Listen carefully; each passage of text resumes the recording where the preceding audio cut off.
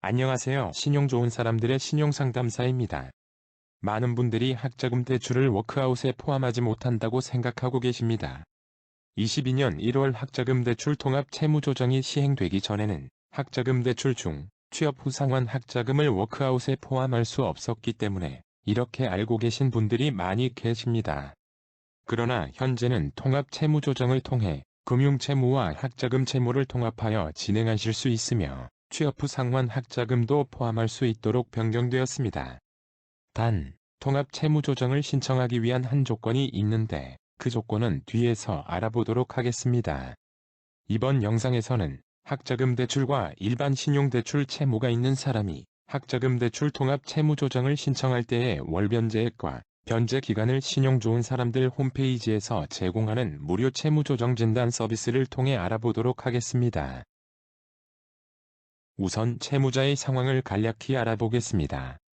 채무자는 현재 학자금 대출만 3개월 연체가 된 상황입니다.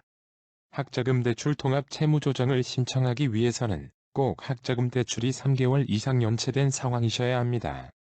학자금 대출이 아닌 금융채무만 3개월 이상 연체가 되었다면 통합 채무조정이 아닌 학자금 대출을 제외한 일반 개인 워크아웃으로 진행됩니다. 다른 금융채무는 연체 중이 아니며 학자금을 포함한 모든 채무의 원금은 3,950만 원이고 이자는 50만 원입니다. 채무자 가족 관계는 본인만 있는 1인 가구입니다. 소득은 월 200만 원이며 전주에 거주하고 있습니다. 재산은 본인 명의로 월세 보증금 4천만 원이 있으며 월세는 30만 원입니다. 이 정보를 바탕으로 채무조정 진단을 시작하겠습니다. 바로 진단 결과를 살펴보겠습니다. 통합 채무조정 진단 결과입니다. 통합 채무조정도 개인 워크아웃과 마찬가지로 이자는 전액 감면이 되고 원금에 대해서는 미상각의 경우 최대 30% 감면이 가능하며 상각된 경우에는 최대 70%까지 감면이 가능합니다. 이번 채무자는 학자금 대출만 3개월 연체가 되었기 때문에 모든 채무가 미상각 상태이며 연체 기간도 짧기 때문에 원금 감면이 안 된 결과가 도출되었습니다. 따라서 이자 50만 원만 감면이 되어 채무 감면율이 1%로 예상되었습니다. 워크아웃료는 무담보 채무액이 재산평가액보다 많은 경우에만 신청하실 수 있습니다. 이번 채무자는 재산이 월세 보증금 4천만 원으로 무담보 채무액 4천만 원과 같기에 신청할 수 없다고 생각하실 수 있습니다. 그러나 워크아웃에서는 거주지와 부양가족에 따라 차 등을 둔 공제재산가액을 재산에서 공제하여 재산평가액을 산정하고 있습니다. 이번 진단에서의 거주지는 전주이며 공제재산가액 기준에서 기타 지역입니다. 그리고 부양가족은 본인만 있는 1인 부양가구입니다. 공제재산가액은 밑에 표에서 확인하실 수 있습니다. 표를 보면 기타 지역의 1인 가구의 공제재산가액은 4,800만 원입니다. 계산을 해보면 채무자의 재산평가액은 재산액 4천만 원에서 공제재산가액 4,800만 원을 공제한 마이너스 800만 원이 됩니다. 즉, 재산평가액보다 무담보 채무액이 많기 때문에 통합 채무조정을 신청할 수 있습니다. 변제기간은 채무자의 총채무, 부양가족, 소득 등을 고려하여 결정이 됩니다. 이번 채무자는 본인만 있는 부양가족 1인 가구로 생계비 인정액은 약 117만 원입니다. 따라서 채무자의 소득 200만 원에서 117만 원을 차감한 약 83만 원이 채무자의 월 변제액이 될 가능성이 높습니다. 그러나 이번 채무자는 월세로 30만 원의 지출이 고정적으로 발생하여 매월 상환액 부담이 늘어나게 되었고, 이처럼 월 상환액 부담이 큰 경우 신용회복위원회에 추가 생계비를 요청할 수 있습니다. 이번 채무자는 월세 30만 원을 추가 생계비로 인정되었다고 보겠습니다.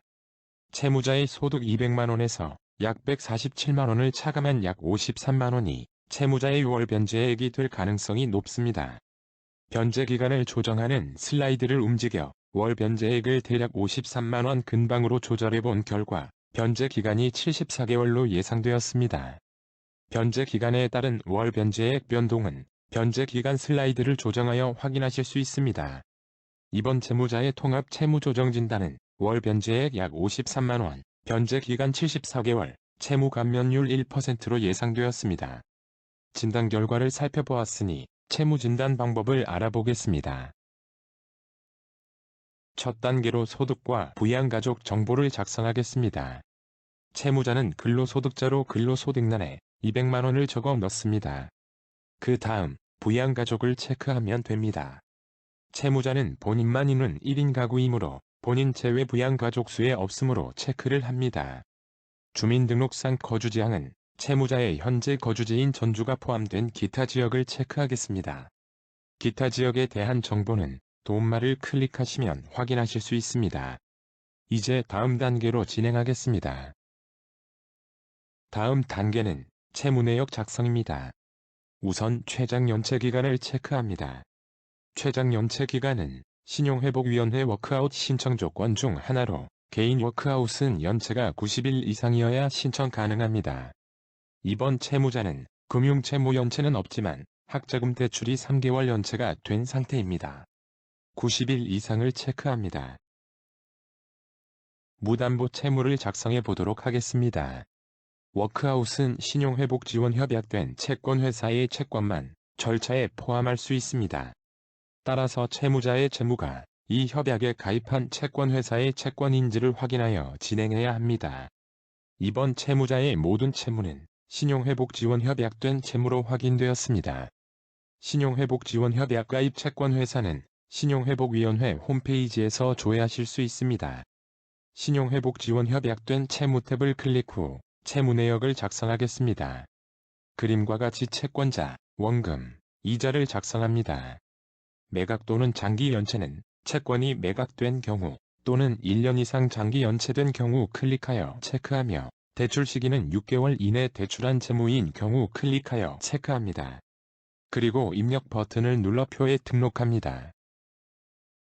모든 채무를 그림과 같이 등록을 해줍니다. 등록한 채무를 제거하기 원하시면 오른쪽 삭제를 눌러주시면 됩니다. 다음은 재산 작성 항목입니다.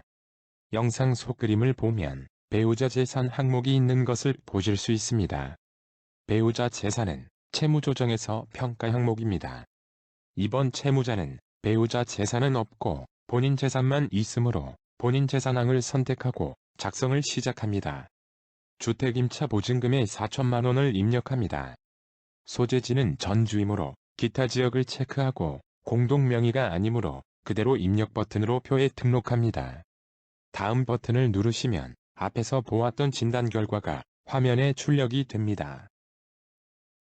학자금 대출이 있는 채무자가 워크아웃의 학자금 대출을 포함할 수 있는지 살펴보았습니다. 앞에서 보았듯이 학자금 대출이 3개월 이상 연체된 경우에만 학자금 대출 통합 채무조정을 신청하실 수 있습니다.